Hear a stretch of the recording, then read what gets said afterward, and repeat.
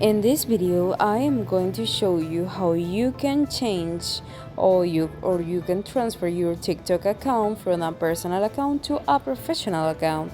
We are going to go to our Live or TikTok application. In my case, I lower the volume for don't interrupt us, and you select your Live and three lines here, settings and privacy. In here, once we are going to go to where it appears account. In account, we can see switch to business account.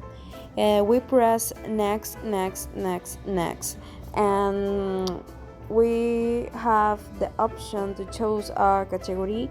In my case, I am beauty.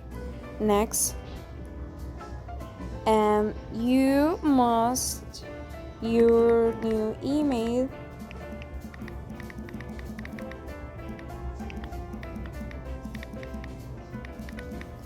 and add or skip. Pro Life is complete. Create a video now, maybe later, and that's all, guys. Thanks for watching this video. Don't forget to subscribe our channel.